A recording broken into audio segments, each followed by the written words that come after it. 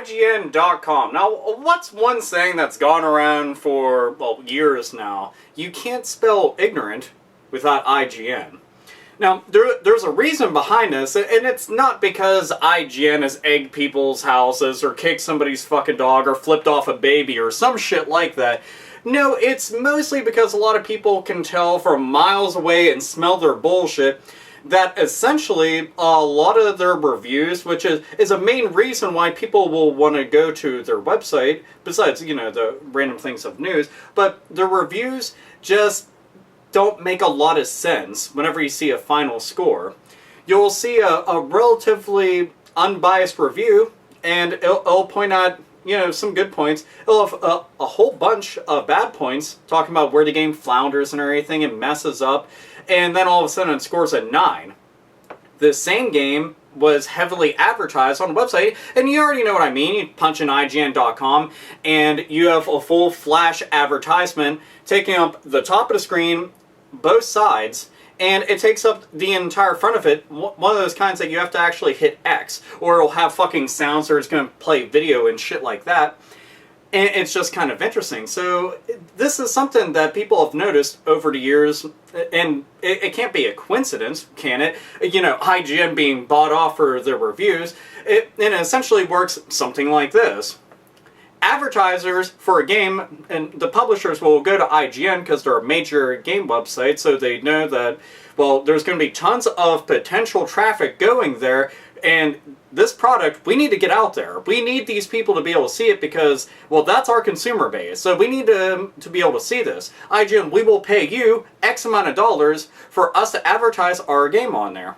IGN is going to say okay to this, obviously, because they're a big video game website, though they do dabble with movies and comics and things of that nature, but mainly people go there for all the video game stuff. Now, let's say that they give that particular game that they plastered all over the fucking place. No matter what page that you went to on there, you saw that advertisement. When you went to the very main homepage, it took up the entire fucking screen. Alright? Let's say that IGN goes and gives that exact game, we'll go and say a 4 out of 10.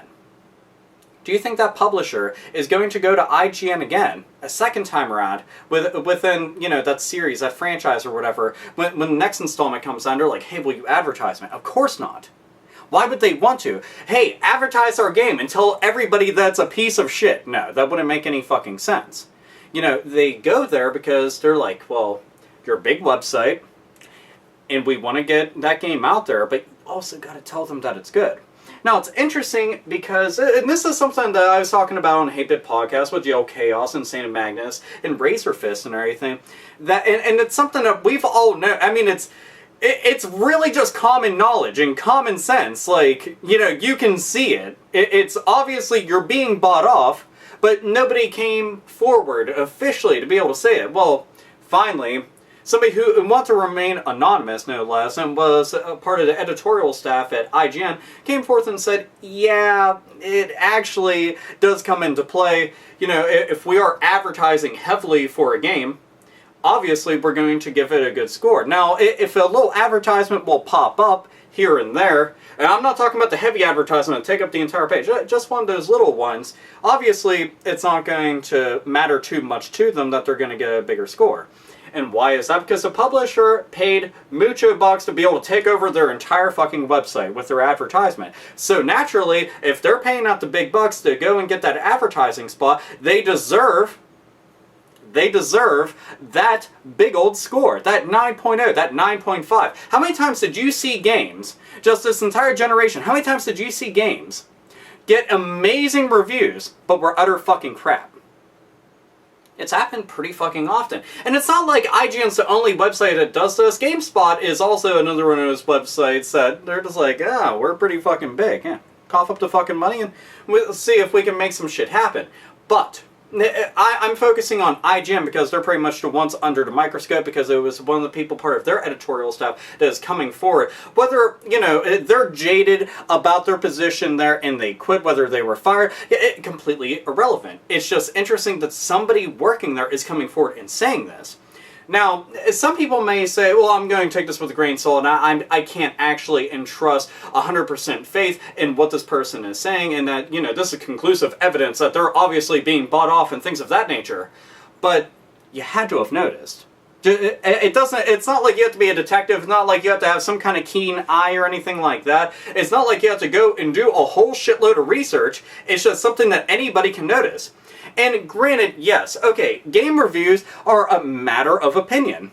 You know, graphics to me and graphics to another person can be night and day. I can say that this game looks extremely amazing. Another person can be like, not impressed, looks kind of like bull dick. It just looks like shit-covered bull dick. Sorry, I don't see what the fuck you see. At which point, I slam their face into a fucking bear trap and I'm just done with it. But regardless, I can take differing opinions. But no, seriously, think about this though. Just think about this in general. How many people go to these major websites, okay? Go to these major magazines that do all these reviews, these TV shows, these channels. I mean, there's so much shit out there that people go and they take that opinion as fact. Okay, and that's the thing, is if somebody is going there trying to get an idea, is this game good or not? Because $60 is a lot of money to go and cough up for something I'm not sure if I want to be fully invested in. Should I wait for the price to drop? Is this game worth the full purchase and everything like that? But if this review is bought and paid for, then how the fuck can you trust going there anymore? And that's one of the reasons, and I've actually said this time and again, and some people can sit there and get their fucking panties in a bunch because they're big fans of IGN or what the fuck ever, but that's fine. But I always say, go there for the news, ignore the reviews. Because there's been tons of times where I read a review and I was just like, for instance, you know, even regardless of all the bought and paid for ones, them getting people to review games that aren't fans of the franchise, fans of the genre, fans of the system, things like that, makes no fucking sense to me. If you ever get bored, look up the Double Dragon Neon review. That blew my fucking mind. Just as one example, just one of very many examples. I know plenty of you out there watching this right now have come across a similar situation of, why the fuck is this person reviewing this if they hate the game? And it's more of them giving their opinion rather than actually reviewing it. And yes, there is a very distinct difference between reviewing and just being opinionated. A very distinct difference. But I'm just kind of curious out there. I mean, I've thought this for years, like I've said, but how many of you out there, do you think that IGN's reviews have been bought and paid for the advertising space? Now, they say that their advertising sector and that their editorial sector are completely separate, okay, and they don't ever know about one another's shit. They, you know, the people that do all the editorial work there and do the reviews and things like that aren't aware of what's going to be up on the website, but let's be realistic here. How wouldn't they know what is being advertised on a website that they work for? All you have to do is punch in IGN.com. That's one of the reasons why I was like, I don't really get that part. And it's not like they just put the advertisements up the day of the review. It doesn't happen. They keep the advertisements up for at least like a week or two before they'll go and review something, at least a major title release. But it makes me curious, do you think that it's all bought and paid for? For the major ones, not for the little ones like you get a little advertisement space or just none at all. Do you think that they really do have a chief editor who will go and oversee everything, make edits here and there, and then give the final score as they see fit? Do you think that actually happens? Because that's one of the things that was actually said. Do you think that kind of stuff happens? Or do you think, you know, there's smoke being blown up our ass by somebody who is essentially just an ex-employee really pissed off at the company and wants to make them look as bad as possible by coming forth anonymously, but coming forth no less and trying to go and say a bunch of bad stuff about it? I want to know down below in the comment box.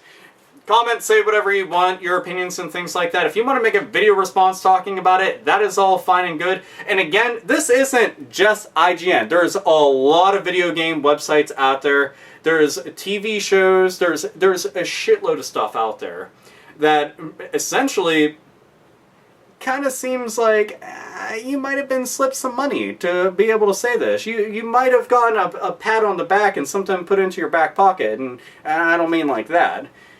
You know, it's just something to think about. And it makes you wonder, who the fuck can you trust?